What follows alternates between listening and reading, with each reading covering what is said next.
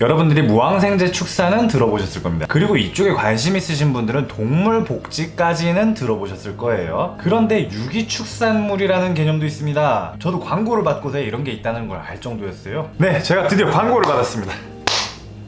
이 영상은 농림축산식품부와 친환경축산협회의 지원을 받아 제작되었습니다. 광고를 받긴 했지만 제 개인 의견을 마음껏 표출해도 된다는 약속을 받았으니까 광고주가 싫어할 수도 있습니다. 친환경축산은 소위 공장식 축산이라고 불리는 관행축산의 단점을 극복하기 위해 등장한 겁니다. 그러다 보니까 친환경축산을 이야기하는 사람 대부분이 지속가능한 축산업을 위해서는 오직 친환경축산만이 답이라고 이야기들을 많이 합니다. 하지만 저는 철저하게 유물론적인 측면에서 접근을 해가지고 이야기를 한번 해보겠습니다. 쉽게 말해 돈이 되느냐 아니냐 이걸 보겠다는 거죠. 그리고 나서 많은 사람들이 느낌으로만 알고 있는 친환경 축산에 대한 진정한 의미와 왜 친환경 축산물을 사 먹어야 하는지 그런 것까지도 생각해보는 시간을 가져보겠습니다. 친환경 축산도 한꺼번에 너무 많은 걸 적용하기는 힘들기 때문에 농림축산식품부에서도 단계적인 적용을 해나가고 있습니다. 이게 엄밀히 말해선 틀린 얘기인데 이쪽에도 급이 있다고 받아들이시면 편합니다. 그렇게 낮은 급부터 무항생제 축산물, 동물복지 축산물, 그리고 친환경 축산물인 유기축산물 이런 순서대로 급이 높아진다고 보시면 되겠습니다. 이 세 가지 개념은 정부가 운영하고 있는 인증제도입니다. 간단하게 이 인증들이 뭔지 진짜 대충 설명을 해볼게요. 친환경 축산 인증 대상으로는 소, 돼지, 닭, 계란, 우유, 치즈 뭐 이렇게 되게 많은 분야가 있는데요. 쉽고 편한 설명을 위해 일단 한우만 예를 들어서 설명을 해보겠습니다. 우리 집이 한우 키우니까 관행축산은 우리나라에서 소를 키우는 99% 이상의 농가가 키우는 방식이라고 보시면 됩니다. 무항생제 축산은 아플 때를 제외하고서는 키울 때 항생제를 쓰지 않습니다. 동물복지 축산은 소들이 살 때만이라도 행복하게 있다가 가라고 이렇게 운동장까지 지어주는 개념이고요. 유기축산은 항생제 사용을 자제하고 방목지나 운동장까지 확보를 하면서 사료까지 유기농으로 먹이는 그런 개념입니다. 제가 뭉뚱그려서 이 셋을 친환경 축산이라고 이야기를 하긴 했지만 엄밀하게 따지자면은 유기축산만 친환경 축산이긴 합니다.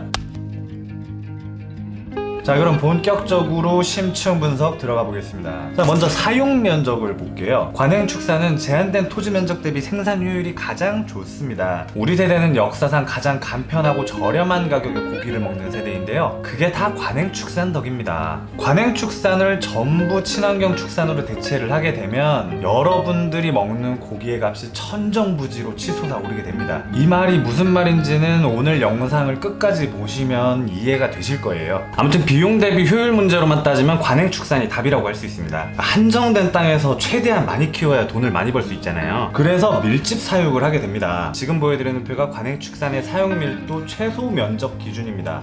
법으로 정해진 거예요. 번시구, 비유구, 송아지별로 이렇게 기준을 달리해서 운용을 하고 있는데요. 익숙치 않은 용어인 방사식과 계류식이라는 용어가 보일 겁니다. 그냥 간편하게 계류식이 좀 더 좁은 면적에서 키우는 방식이고 방사식은 좀 더 넓게 키운다고 생각하시면 편합니다. 당연히 계류식이 돈이 더 많이 되겠죠. 그렇다 보니까 계류식으로 키우는 농가가 훨씬 많습니다. 이게 계류식이라는 게 단칸방에 모여 사는 정도로 이렇게 쾌적하지는 않아도 살만한 한 정도의 느낌이라고 받아들이시면 됩니다. 무항생제 축산의 사육밀도 기준도 관행축산과 마찬가지고요. 동물복지 축산 기준에서 사육밀도가 확 낮아지는데요. 농장주 입장에서는 훨씬 더 넓은 땅이 필요합니다. 계류식 사육이 이때부터 금지가 되고요. 관행축산의 방사식 사육밀도 기준을 그대로 가져옵니다. 대신 그중 절반은 반드시 깔집을 깔아줘야 될 의무가 생기고요. 거기에 대해 그 방사식 면적만큼 따로 추가로 운동장을 확보를 해야 됩니다. 오해하시면 안 되는 게 이 정도 면적은 방목이라고 보지 않고 운동장이라고 표현을 하더라고요. 그러니까 건축구조나 디테일한 거 싹 빼고 그냥 무식하게 계산을 해보자면 소 한 마리를 키울 때 면적이 계류식으로 키우는 거에 비해 4배가 더 필요합니다. 유기축산은 마찬가지로 방사식 면적의 축사를 짓고 이거보다 2배 넓은 방목장을 갖고 있어야 됩니다. 여기 사는 소들은 방목장과 축사를 자유롭게 왔다 갔다 할 수 있어야 되죠. 근데 이게 끝이 아닙니다.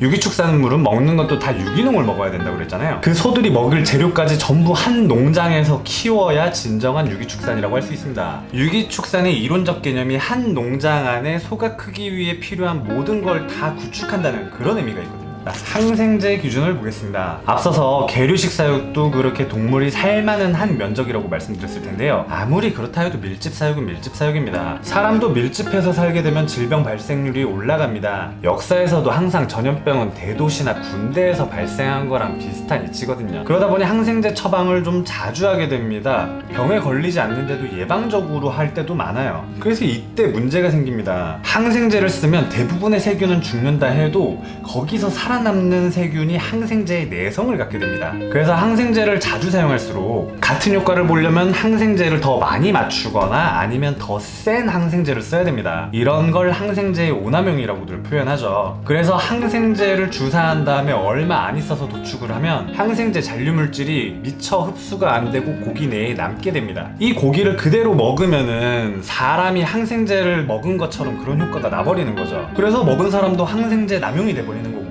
옛날엔 정말 이게 문제가 됐던 시절이 있었는데요. 그래서 지금은 도축장에서 항생제 잔류물질 검사가 의무입니다. 잔류물질이 나오면 그 고기는 폐기 처분되죠. 그래서 지금은 관행축산이라고 하더라도 항생제 잔류물질 걱정은 하지 않으셔도 됩니다. 그리고 몇몇 관행축산 농가에서는 생산량을 높이기 위해 성장 촉진제를 주사합니다. 무슨 약품이라고 하니까 그거 맞고 큰 소고기 먹으면은 뭐 건강에 안 좋을 것 같다고 생각하시는 분들 많으실 텐데요. 뭐 딱히 그렇지는 않습니다. 다만 생산 효율은 높아지지만 품질은 떨어집니다. 마블링이 떨어지고 고라도가 증가를 합니다. 고라도가 증가한다는 건 대충 소가 빨리 늙는다는 얘기예요. 뭐 고기가 질겨집니다. 자, 그럼 항생제 잔류물질도 도축장에서 걸러지고 성장 촉진제도 뭐 품질이 떨어지게 될 뿐 사람이 먹었을 때 건강상 문제는 없습니다. 그렇다면 대체 왜 무항생제 축산이라는 기준을 만들었을까요? 그 이유는 제가 잘 압니다. 이런 이유로 우리 집도 무항생제 축산처럼 키우고 있거든요. 오해하지 마세요. 우리 아버지는 인증받을 때 수많은 페이퍼워크 이런 것들을 싫어하셔서 우리 집이 따로 인증받진 않았습니다. 아무튼 무항생제 축산을 하는 이유는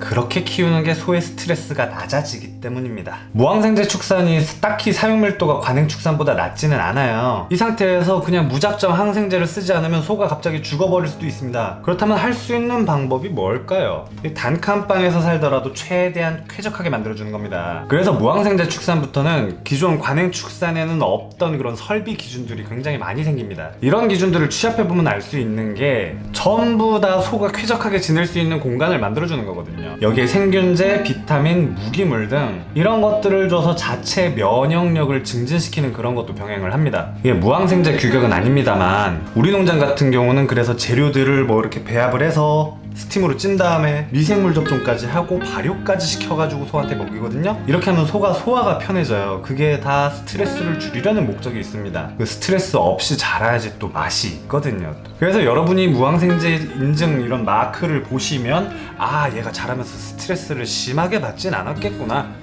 이렇게 이해하시면 되겠습니다. 뭐 당연히 그보다 급이 높은 뭐 동물복지나 유기축산 이런 것들도 다 전부 항생제를 쓰지 않습니다. 단 아플 땐 써요. 자, 마블링 기준 보겠습니다. 자, 마블링이 있으면 고기가 맛있습니다. 우리나라 사람이 좋아하는 취향에 따라 만든 게 우리나라 소고기 등급제인데요. 그 등급제가 마블링을 제일 많이 보죠. 그러다 보니까 경매시장에서 소고기도 요 등급에 따라 가격이 결정이 됩니다. 그런데 말입니다, 무항생제 축산까지는 마블링 배기게 하는데 그래도 유리합니다만 이 동물복지 축산부터는 마블링에 오히려 악영향을 끼칩니다. 왜냐면 애들이 운동을 하기 때문이죠. 우리가 헬스장 가가지고 운동하면 체지방률 낮아지고 그러잖아요. 이것도 마찬가지입니다. 그렇기 때문에 현행 등급제 하에서는 동물복지 축산이라든가 유기축산을 하게 되면 농가한테 무조건 불이익입니다. 자, 토지 면적 대비 생산량 안 나와, 마블링도 안 나와가지고 가격도 안 나와, 뭐 좋은 게 하나도 없습니다. 자, 그럼에도 불구하고 유기축산 인증을 받아서 운영하는 농장들이 있습니다. 자, 한우로는 국내에 천안, 아산, 지리산, 산청, 전남, 해남 이렇게 해서 약 35개 농장이 있다고 합니다. 여긴 대체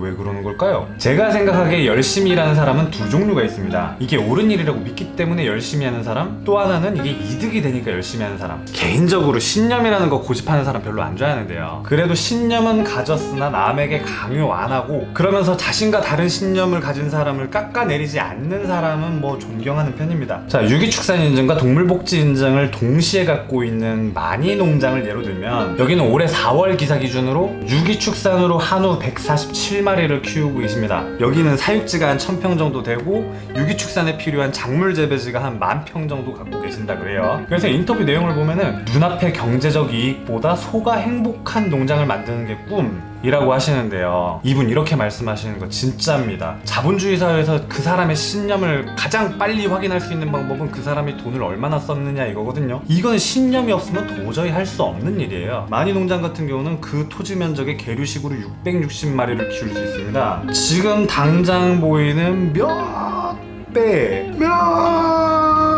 배의 이익을 포기하고 가치를 쫓아서 움직이는 거잖아요. 솔직히 멋있습니다. 자, 그럼 왜 소비자 입장에서 친환경 축산물을 사 먹어야 될까요? 지금까지 설명을 들으셨으면 이런 의문도 드실 겁니다. 딱히 친환경 축산이라고 해가지고 영양적으로 훨씬 낫다는 뭐 그런 학술적인 증거도 없어요. 뭐 그렇다고 마블링이 더 뛰어나거나 훨씬 우월하게 맛있지도 않아요. 근데 대체 왜 소비자가 사 먹어야 되느냐 이거지. 근데 이거는 저같이 국밥충을 비롯한 가성비충은 절대 이해할 수 없는 세계인데요. 이게 바로 가치 소비라고 하는 겁니다. 환경보호와 동물복지라는 이상의 그렇게 동의를 하시면은 그걸 응원하는 차원에서 더 많은 값을 지불을 하는 겁니다. 그리고 인스타 같은 데서도 뭐 내가 유기축산물을 이렇게 먹는다고 이렇게 자랑할 수도 있고요. 이렇게 뭐 더 나은 가치를 지닌 산업으로 뭐 이렇게 조금씩 나아가게 이런 식으로 응원을 하는 진짜 응원값입니다. 그리고 이런 게 진정한 사치 플렉스인 거죠. 만약 당신도 동물복지와 환경보호에 동의하는 사람이라면 영상 제목 누르시면 제가 영상 소개란에다가 링크 하나 걸어 놓겠습니다. 유기축산만 취급하는 온라인몰이 있는데요. 농림축산식품부에서 유기축산을 지원하기 위해 뭐 지원하는 그런 쇼핑몰이라고 합니다. 관심 있으신 분들은 여기서 한 번쯤은 구매를 해보시면